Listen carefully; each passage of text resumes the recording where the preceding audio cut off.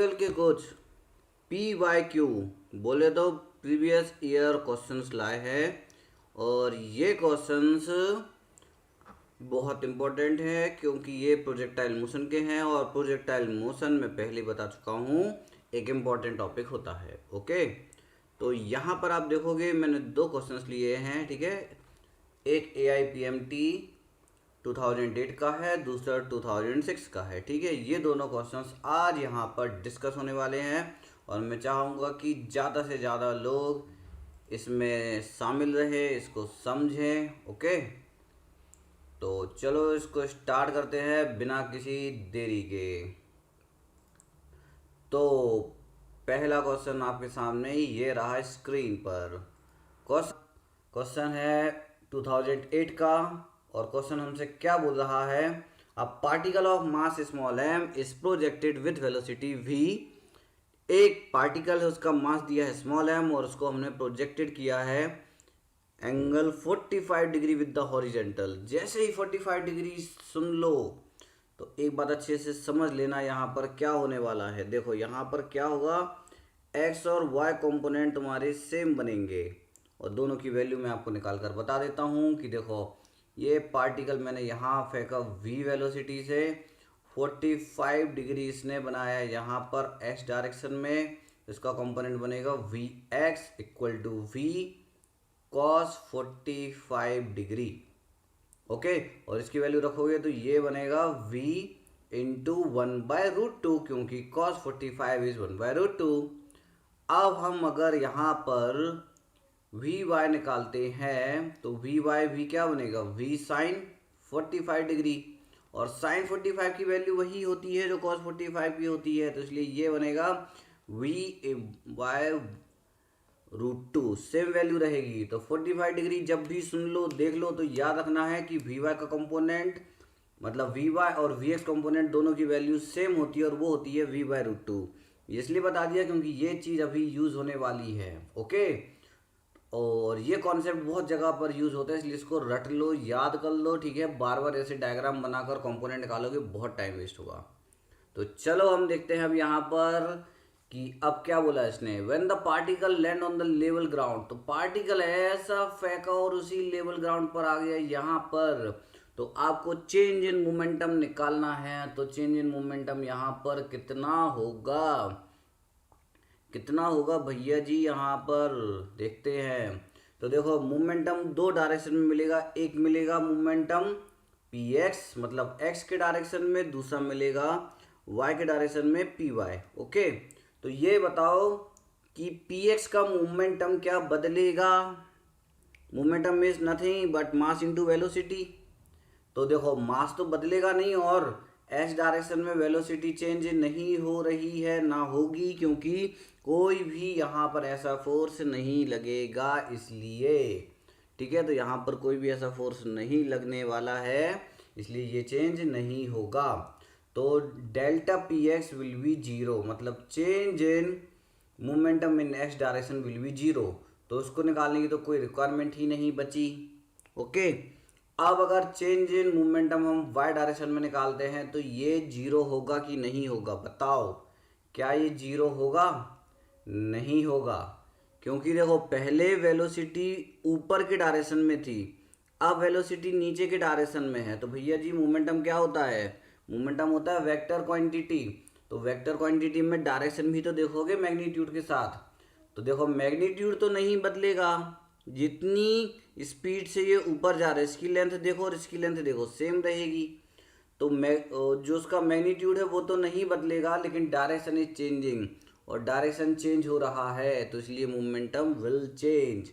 तो कितना मोमेंटम बदलेगा हम देखते हैं। तो हम निकालेंगे सिर्फ और सिर्फ डेल्टा पी वाई और वो होगा P final minus P initial.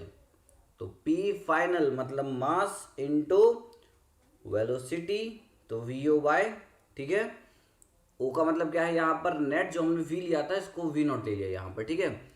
ऊपर वाले डायरेक्शन को पॉजिटिव मानोगे तो इसको तुम्हें नेगेटिव मानना पड़ेगा, ठीक है। माइनस, अब इनिशियल वाला देखते हैं वी ओ वाई, यहाँ पर ये पॉजिटिव रहेगा क्योंकि ऊपर वाले डायरेक्शन को पॉजिटिव और नीचे वाले को हमने नेगेटिव लिया है इसलिए।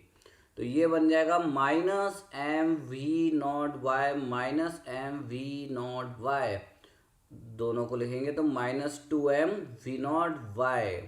इतना पार्ट हुआ। अब वी नॉट वाई की वैल्यू क्या है, हमने अभी देखी थी 45 डिग्री पर कितनी बनती है, v/√2। तो इसको रख देते हैं यहाँ पर, तो ये आ जाएगा तुम्हारा कितना, -2m v/√2। अब देखो डायरेक्शन तो कुछ बोला नहीं उसने, है ना, तो इसका सिर्फ मैग्नीट्यूड हम देखेंगे और मैग्नीट्यूड हमें कितना मिलेगा, मैग्नीट्यूड हमें मिलेगा कितना, 2m v/√2। अब इन चारों में से कोई ऑप्शन मैच अभी नहीं हो रहा है, तो तुम्हें क्या करना है, तुम्हें करना है बस एक काम, और वो करना है कि 2 को लिख दो √2 इंटू √2। तो इसको लिख देते हैं √2 इंटू √2 mv/√2। तो √2 कैंसिल, तो आंसर आ गया √2 mv। That means fourth option will be correct. तो यहाँ पर तुम्हारा फोर्थ ऑप्शन करेक्ट हो जाएगा। जल्दी से इसको देख लो और डाउट हो तो पूछ लो, फिर हम आगे बढ़ते हैं फटाफट। ओके, तो यहाँ पर हम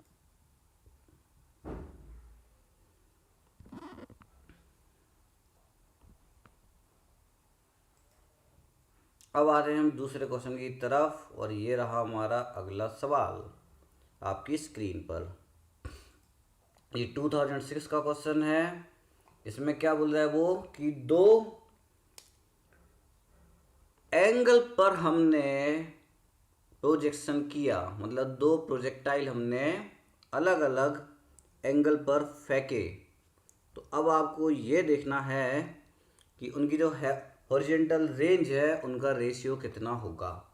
तो पहला वाला हमने यहाँ से फेंका, कुछ एंगल दिया है 45 प्लस थीटा, ठीक है, और उसी को हम दूसरे किसी एंगल पर फेंकते हैं। इसको मैं रेड से बनाता हूँ, ठीक है, तो इसको हम यहाँ पर रेड से कर देते हैं।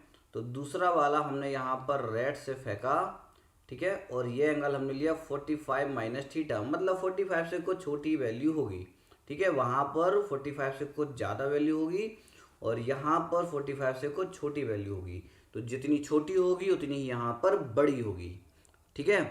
अब इस केस में आपको हॉरिजेंटल रेंज पता करनी है। तो हॉरिजेंटल रेंज यहाँ पर सेम होती है, क्योंकि दोनों एंगल का सम जब भी, देखो एक एंगल तुम्हारा ये दिया है और दूसरा एंगल ये है, इन दोनों का सम निकालो कितना मिलेगा, 45 प्लस 45 मतलब 90 प्लस थीटा माइनस थीटा 0।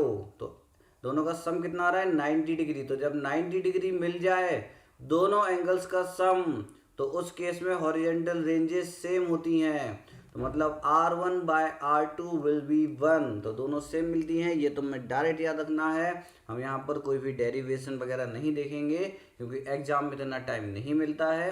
तो इस शॉर्ट ट्रिक को आपको याद रखना है कि जब भी एंगल्स का सम 90 डिग्री मिल जाए तो वहाँ पर हॉरिजेंटल रेंजेस सेम होती हैं। ओके, तो अगर मैं बोलूँ आपसे कि एक को मैंने 30 डिग्री पर फेंका, मतलब θ1 इज 30 डिग्री, और दूसरी बात इसको ही या किसी दूसरे पार्टिकल को जो कि सेम मास होगा और सेम वेलोसिटी होगी, और उसको मैंने 60 डिग्री पर फेंका, तो अब हॉरिजेंटल रेंजेस का रेशियो बताओ, मतलब R1/R2 बताओ। तो तुम आंखें बंद करके बिल्कुल इसको बता सकते हो कि सर दोनों का सम 90 डिग्री है तो रेंजेस सेम होंगी, तो रेशियो यहाँ पर भी 1 होगा, मतलब 1/1। तो option first will be correct.